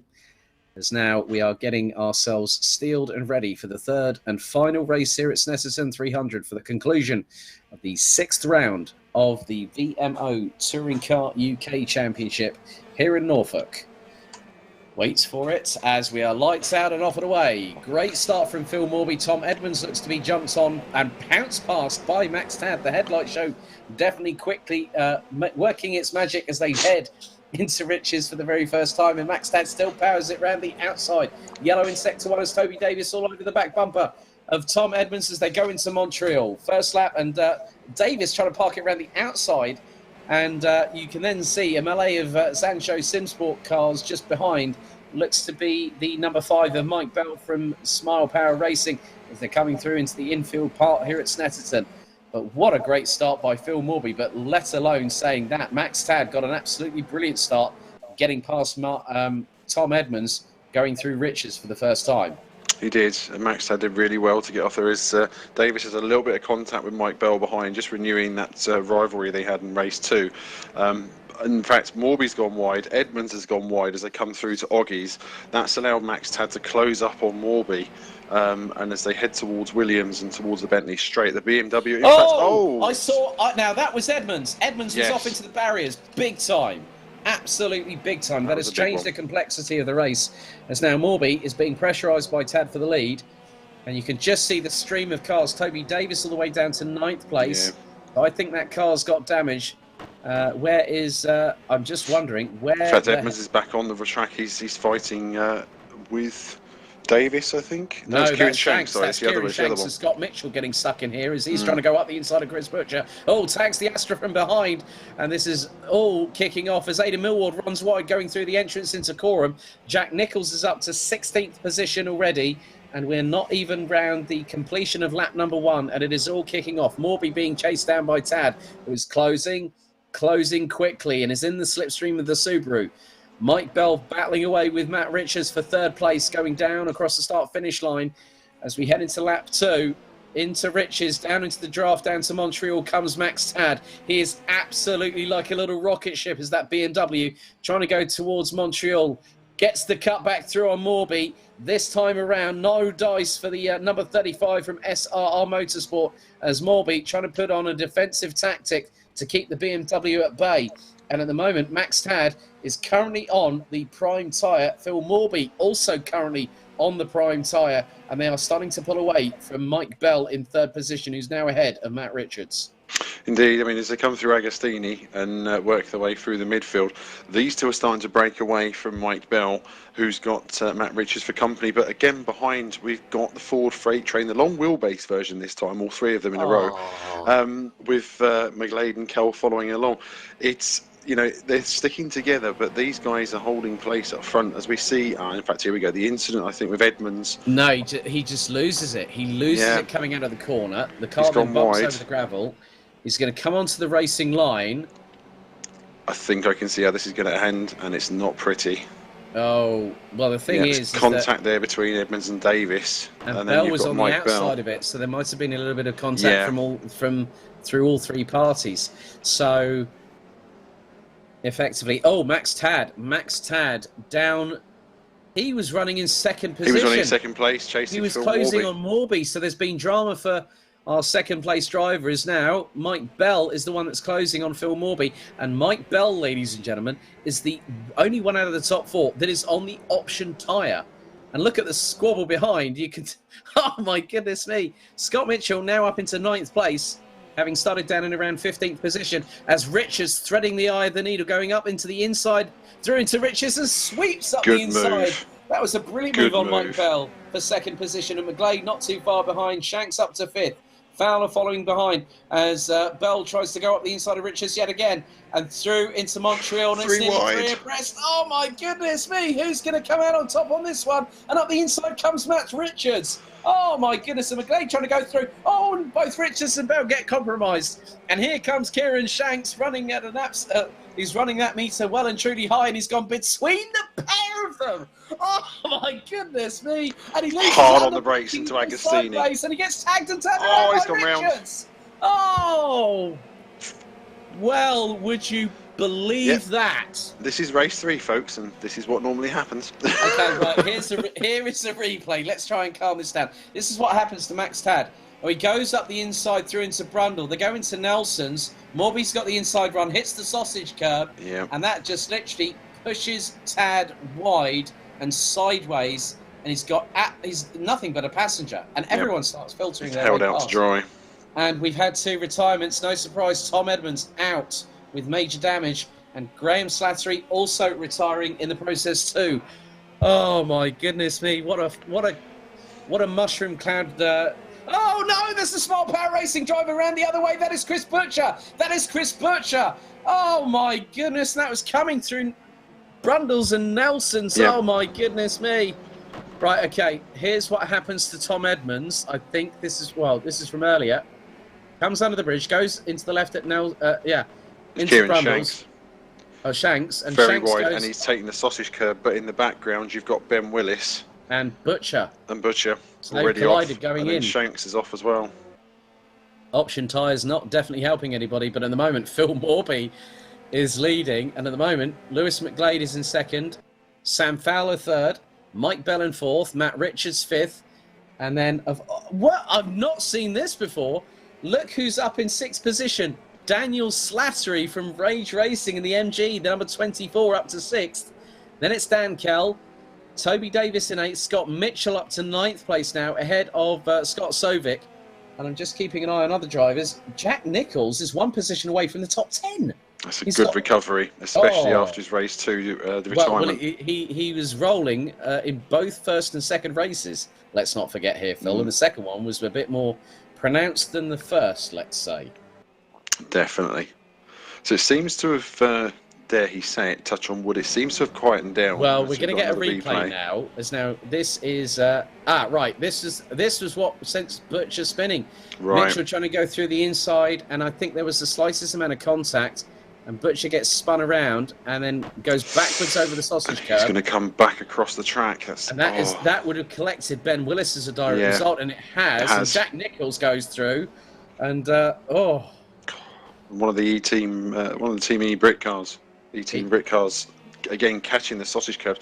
It's great to be able to use the curbs as part of the racing line to go as fast as you can, but those sausage curbs will catch you out, as unfortunately Jack Nichols has found out twice today, and now several of the drivers in race 3. So it's great to be able to use them, the slightest contact you can get away with, but if you push it too hard, you will lose out, and Snetterton is biting back in this last race today.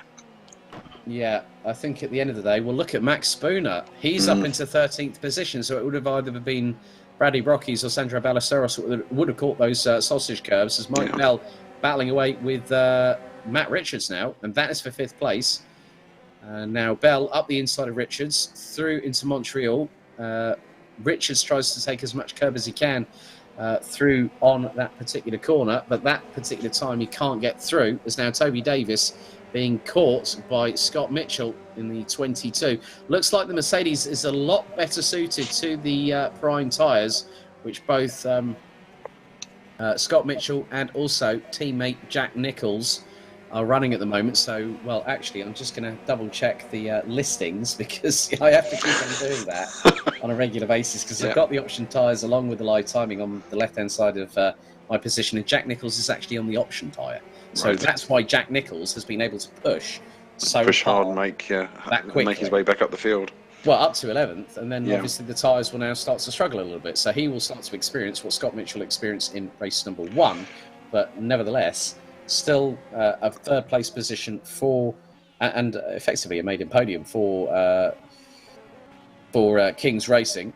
As now Matt Richards being closed in on, dare I say it, by Daniel Slattery, and then just behind is the 3rd of the Sancho Simsport cars, the 89 of Dan Kell in 7th position, and then Toby Davis and Scott Mitchell are quickly closing, as Ben Willis is having a brilliant battle now. This is with Max Spooner from E-Team Brit, the E-Team Brit boss, who's also been running in the E-Team Brit GT3 Challenge under the Team Texaco banner, running in the Aston Martin. So plenty of work that has been done in the past few months for E-Team Brit.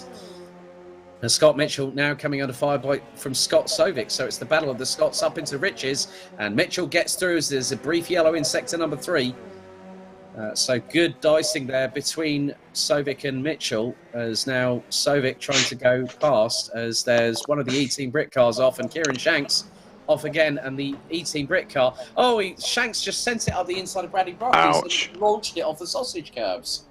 I mean, come on. I mean, that was just a bit too much there, really, if I'm honest. And that's from a not from a commentator perspective, but from a personal perspective. I mean, that kind of move really was a bit too.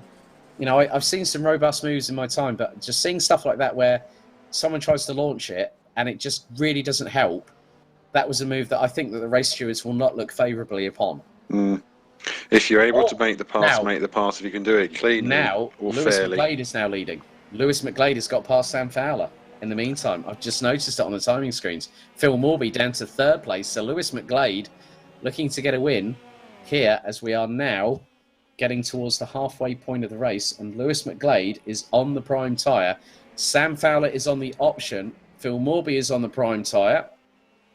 So again, I wonder if we've got the same situation as we had with Max Tad in race 2. I wonder if Fowler is potentially starting to suffer with the tyre where we had with the option tyre. The fact that McGlade's got ahead and Morby's on the prime tyre, rear-wheel drive versus rear-wheel drive, so all is fair.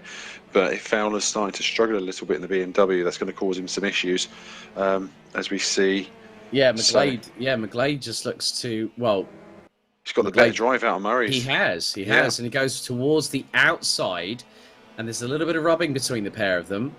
Now going down into Riches, and McGlade is going to sweep round the outside. That's a brilliant manoeuvre there. Impressive, very impressive stuff. That's a great move by the number 78 Ford Focus. And then Fowler was able to just get round, I think, probably a couple of corners later as it's all kicking off behind Phil Morby. Well, Toby Davis is in 7th. Scott Mitchell is in 8th. It's Dan Kell that's gone backwards a little bit, as is Mike Bell. As Matt Richards now up into 4th place. Mike Bell goes up the inside again of Dan Kell, and Toby Davis and Scott Mitchell are starting to close. Mitchell's got past Scott Sovic. Jack Nichols is up into 10th place now, so 2 potential top 10 finishes on the cards for Kings Racing, as now Toby Davis just trying to keep it nice and clean ahead of Scott Mitchell, who's trying to fend off Scott Sovic. And there is Mike Bell. He is the Smile Power meat in a Sancho Simsport sandwich as they come through towards the far part of the circuit. And Mike Bell looking to get up the inside now of Matt Richards. And that's through into Williams, and he makes the move through. That's a good move. It's difficult to pass through Williams as a corner onto the Bentley straight. Look, Dan Kell trying to get ahead of teammate Richards here and looks to have done the job. As Sam Fowler closing back up again on Lewis McGlade, so he might have just saved a little bit of reserve on those option tyres and not overcooked them like Max Tad did a little bit earlier on. As Scott Mitchell now gets past Toby Davis, and then they swap positions back again. Toby Davis has rolled! Toby Davis has rolled in the final race, and I think that is it for the number 34. That's it. I think that was on the same corner where Jack Nichols had his rollover in race 1 earlier on. Yeah. It's catching the sausage curb, I bet, coming out of Nelson's and running through towards the bomb hole, unfortunately, and that's ended his race after a difficult start from the looks of things. Sam Fowler staying with Lewis McGlade. Lewis McGlade having done really well to work his way to the front. Let's have a look at the replay. Yeah, you're right. He's heading for the sausage curb, and that's it. Scott Mitchell has kept out of the way. More importantly, yes. Scott Mitchell did not have anything to do with that. And I think there was a Smile Power racing car almost going 2 wheels up as well. And that was, I think, Chris Butcher, maybe. Yes, it was. So Toby Davis's race, I think, is done and dusted, unfortunately. So both Kings Racing drivers were... Yeah, that was Scott Sovic. So Sovic got passed by Nichols in the melee. So Mitchell and Nichols running 7th and 8th in race 3. So good work by the pair of them, making their way back up through the field in the last race of the day, as Fowler hounds McGlade, and it looks as though, yes, Richards hounding Mike Bell, almost pushing him through Oggies from the looks of it as they're coming up towards Williams and heading to the Bentley straight, whilst Fowler is almost pushing McGlade down the Bentley straight as they head towards Brundle and Nelson. So everyone really trying to get, I think, the best option they can at the moment, pushing the tyres whilst they're in that window before they start degrading and losing out on the grip and the tyre life they've managed to hold on to so far. But at the moment, that BMW is getting close going through Brundle. Sorry, Phil, to cut across you there, but it is all for themselves. And it looks like that we've got Matt Richards leading a multiple car train, which is being rounded off by Jack Nichols. And that has got Richards, Bell, Kell, Mitchell and Nichols all involved. That is 5 cars battling over 4th position as the 2 leaders, line astern, about 0.2 of a second adrift, make that less than 0.2 of a second. Not even a car length between McGlade and Fowler as they head down towards Riches. And it looks like pretty much that Fowler's just waiting for his opportunity.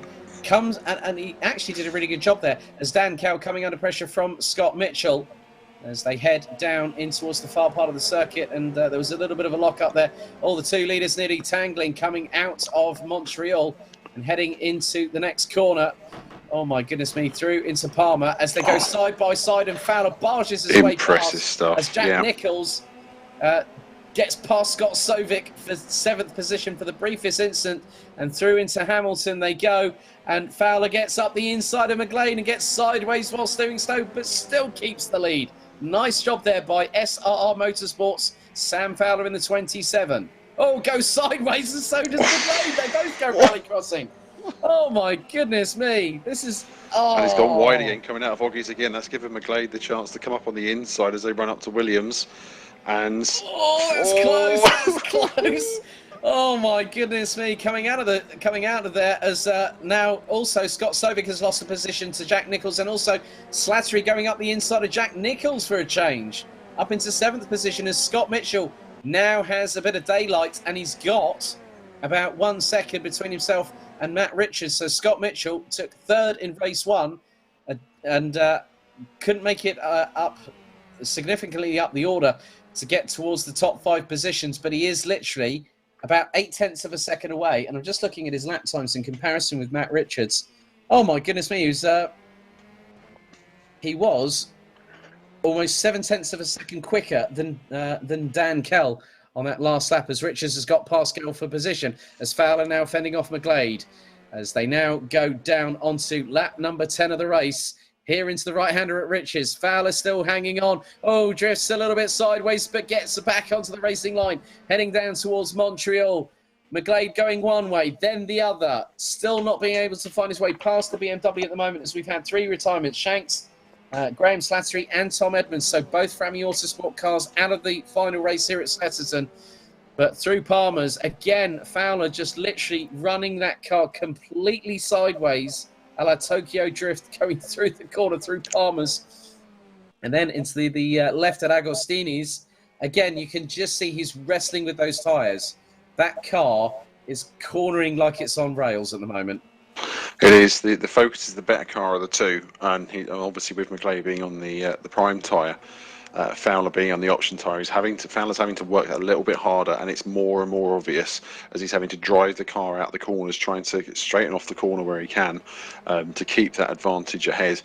With 2 laps to go, and at the moment it's starting to look as though Fowler, whilst he's got in front, he's going to have a hard time staying in front of McGlade, who, as we said, he's just worked his way from the back of the field through the 2 races so far, and is fighting for the lead in race 3. Yeah, but as they say, nothing's over until the checkered flag is waved, and that is very much the case right about now. So we still have a great battle, I think, in prospect between these 2 leaders. I mean, McGlade has not really kept Fowler out of his sight by any stretch of the imagination as they're going through. As, again, the sausage curb's nearly causing a potential problem, but luckily enough, Sam Fowler manages to keep that. But in the meantime, look at how close Scott Mitchell has got to Dan Kell. The run for 5th position, a second top 5 finish for Scott Mitchell. Formerly based in the UK, but now based out of Sweden. He now goes towards the outside of Dan Kell, heading into Richards. Oh my goodness me, the Mercedes round to the outside. Can Scott Mitchell keep it planted? It's close, but not close enough. They're going to head down towards Montreal. Scott Mitchell still to the outside of the Sancho Simsport Ford Focus. Still keeping it planted. Powers out of the corner. Can't get the run done, but that was a brave attempt from Scott Mitchell there, Phil. It was, yeah. Richards is one of the most difficult corners to pass on the inside, let alone doing it on the outside. If you can do it on the outside, that's impressive stuff. But Mitchell is harrying Dan Kell in the Ford Focus, and it's good to see that he's on the offensive and pushing his way forward again. In the meantime, we've got Dean Slattery, Jack Nichols, Scott Sovic and Aidan Millward now closing up for the fight on 7th position between these 4 cars, and it's good to see Daniel Slattery further up. I know his dad Graham's made his debut this evening, and he took a race finish in race 2, and I know he's retired from race 3, but he's done really well on his first evening to be involved with such a competitive championship. These guys really push the envelope in race conditions, and they know how to push hard. So yeah, great stuff to see from Daniel as Millwall closes on Sovic, whilst Nichols is closing back on Slattery. In fact, they're both looking to go through on the inside of Brundles. Oh, that's close. There's a little tag, and Millwall goes spinning, round. And then Sovic goes off the track as well. Yellow in sector 3 as a result of that contact between the pair. But still, Jack Nichols closing on Dean Slattery, and here is the battle a little bit further down the order. Chris Butcher, which you have thought would have been battling away in 16th position. He's ahead of Sandro Ballesteros, as Max Tad trying to go up the inside of Max Spooner there. Butcher threads the eye of the needle, tries to go past both cars as they're going to go through into Coram, but manages. There's a little bit of a touch there between Spooner and Butcher as Sandro Ballesteros looking to go up the inside of his team boss as Spooner nearly runs a little bit wide. I don't know if there was a little bit of nudging between the 2E Team Brit cars, but one of the things you don't do, the cardinal rule, is never take out your teammate, and that was really, really close. Okay, let's have a look at the replay. So this is Aidan Millward battling away with Scott Sovic. They're going down the Bentley Straight, heading towards the bridge, and then over to Brundles, and then into the right at Nelson's. And so Millward taps the left rear and that's quarter. where it is. That's what started him spinning out, and Sovic can't keep a hold of it, and Millward ran the other way. So it's difficult stuff when they're pulling over onto each other, like Sovic's done as well. If you think you're ahead enough, you suddenly find the back quarter being tapped. It is really difficult to pull out of those spins, unfortunately. So we are literally, I think, just a couple of moments away from getting this race over and done with. It's been quite action-packed through all 3 races here at Snetterton, but Sam Fowler from SRR Motorsport in the number 27 has kept Lewis McGlade at bay in the number 78 Sancho Simsport Ford Focus from around around the halfway point of this 12-lap race. As still they're battling away between them for the last couple of points on the table, as Max Tad battling away with Chris Butcher, who came into this race this race evening with a 23-point advantage in the lead of the standings. But let's see what happens. It looks like it's going to be a win for SRR Motorsport as Sam Fowler in the 27 takes the checkered flag by 0.33 of a second ahead of Lewis McGlade, as they're still battling between each other. Oh, 2 wheels off of the sausage curves for Max Spooner there, going through into Nelson's, then through into Coram, as this is the battle for 14th position. So Fowler takes the win ahead of McGlade. Phil Morby will round out the top 3, fractionally ahead of Matt Richards, with Dan Kelv holding off Scott Mitchell by 1.5 seconds to take the final part of the top 5 positions. As Tad gets a bit sideways, looks like there might have been a slightest amount of touching, I'm not too sure.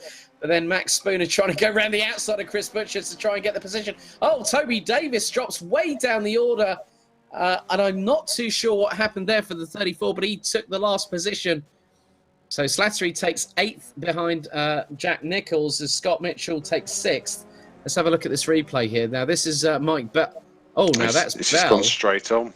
Straight on at Murray's. Absolutely straight on at Murray's, and that dropped him all the way down to 10th position.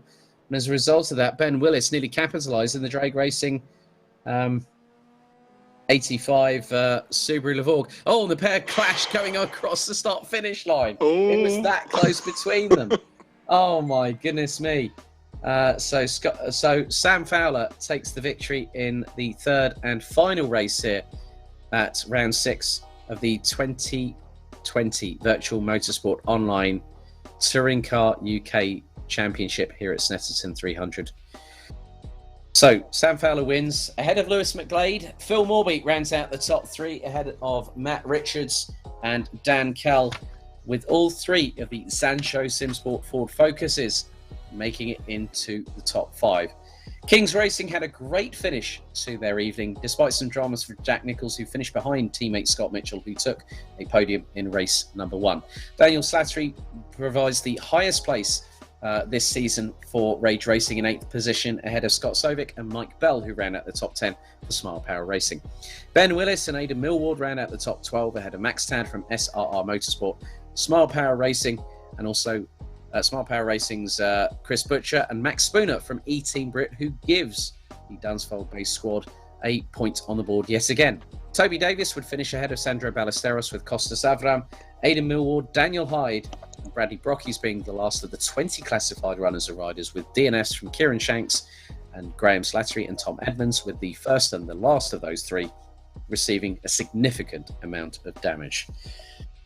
I don't know about you, Phil, but after, I think that's now, I started at 6 o'clock this evening. That is now 4.25 hours. I am absolutely spent, but thoroughly enjoyed every single second this evening on these ones here. What do you say? It has been, yeah. It's been a great race. It's been a great race evening. It's been great to be back after a 4-week break, and we haven't been disappointed. 3 great races, 3 different winners, and yeah, it's been a fantastic evening's worth. Indeed. Right, I'm going to head down to the interview booth to hopefully speak to some of our top 3 this evening, and I'll be back with you in just a moment's time, Phil. Okay. Well, congratulations, Phil Morby. Podium. I know that you were definitely in the battle for the victory along with Lewis McGlade and Sam Fowler, but settling for third isn't so bad after all for what's been a difficult season, isn't it? No, it wasn't. No, it was really at the start I was just kind of like, okay, those guys are behind me have got weight, let's see how far ahead I could get. Max tried a move on and put me on sausage curves and luckily held that. And then, I saw that there was a bit of traffic behind. I was like, okay, well, let's see how long I can kind of hold them all up, hold each other up, sorry. Lewis came through, and then I had Sam on the tail, and I thought, well, I'll fight him, but I know he's quicker, and he went through, and I was kind of watching him thinking, now, if they could just go off. But now I'm really pleased. Jokes aside, it was a really, I needed that after the last couple of rounds. I had a bit appalling. So back facing the right direction is always a good thing. That's always a good thing, especially in a rear-wheel drive vehicle. Yeah, needed a bit more water though, a bit more rain though, didn't we? Just a little bit more. I had a feeling there might have been a bit of rain in the Snetterton in real life, but I was sort of thinking, well, as soon as I was told the track was greasy for race 1, I thought, we could see a myriad of drivers deciding to go either with wets, options, or primes. But well done this evening, Phil. Congratulations. Thank you. Hopefully in a couple of weeks' time, fortune favours you a bit more as well, my friend. I'll take that. Cheers, guys. Thanks a lot. So, right, I think, I don't know if we're going to be able to get a word with any of the remainder of the top 3. I did hear Max Tad come and go. I don't want to be interviewed, but, it looks like we've got the returning Scott Sovic from Smile Power Racing. Good evening, Scott. Good evening. Good to have you back. It was definitely elbows out there. Yeah, especially race 3. That was a bit much for my taste personally, but even race 1 I felt race 1 race 2 had a good balance, but definitely elbows out in race 3, that's for sure. It always seems to be the case because it's going to quite happen, but there were some interesting moves between yourself, Jack Nichols, Dean Slattery, Scott Mitchell throughout that race 3, and that just shows how close and compact touring car racing can truly be. Yeah, I mean, it was definitely a close fight. I must admit, I'm not 100% pleased with how all of the driving was going on tonight, honestly, especially in that third race. But it is, it's a form of motorsport still, and you're still going to have a lot of aggressive moves. And to be honest, I think it definitely added some action for the viewers. But it's I think definitely there are going to be penalties after this because both myself and Phil are definitely in agreement with you on that one, Scott, because there was plenty of let me just put it this way, there was a few more altercations with sausage curves and paintwork than I think I've seen all season long.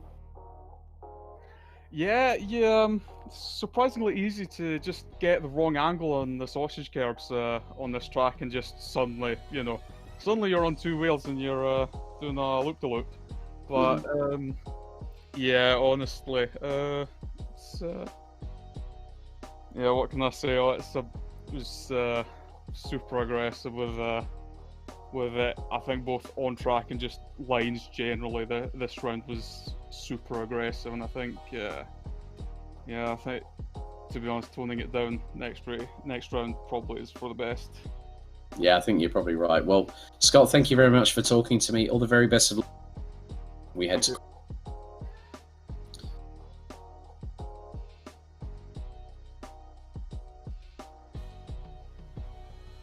So now what I'm going to do is head back up to the commentary box to join good old Phil Kinch as we'll look to wrap up the stream at the conclusion of round 6 here at Snetterton. So, Phil, very interesting comments from Scott Sovic there, if I'm completely honest. What are your thoughts on that? Because there was a lot of aggression in race 3, wasn't there? Hello, Phil. I don't know what's happened there. Phil, can you hear me? Oh, let's try that. How's that? There we go. Let's press the right button and start again before I start talking. Did you do Control-Alt-Delete, mate? Yep, Scott, it works well. I'm back. All is good. So no, as I was saying before, you couldn't hear me. I agree with Scott. Races 1 and 2 had some very good racing, some very clean racing. It went really well. Race 3, a lot more aggression, a lot more contact. I can see his point. I can see where he's coming from, and a lot more of the cars just trying to take that bit more of the sausage curb and losing out. That was quite obvious, especially in the Brundle Nelson bomb hole complex. Considering the amount of cars that either spun round, cars trying to pass each other and not fully pass, so making that contact and spinning each other around. A very busy race, and I'll be honest, I think it's one, as Scott said, the stewards are going to be looking at quite a few incidents and ruling on those. Well, with that sort of bombshell here from Snetterton, join myself and Phil Kinch on the 1st of September. That's 2 weeks' time as we go to Croft for 3 races with 15 laps of action. And Phil, another great circuit at Croft in just a couple of weeks' time, wouldn't you agree? It is very fast, very technical. Always good fun at Croft. If you can survive the first lap, at least you're on a winner. And especially the first few corners, especially with touring car action. And really looking forward to Croft. Really, it's one of the circuits I've visited myself and always enjoyed the racing. So yeah, looking forward to that in 2 weeks' time. Well, on behalf of myself, Alex Goldschmidt and Phil Kinch, thank you for joining us for the 6th round of the 2020 VMO Touring Car UK Championship. See you in a couple of weeks' time at Croft on the 1st of September. So goodbye for now. Stay safe.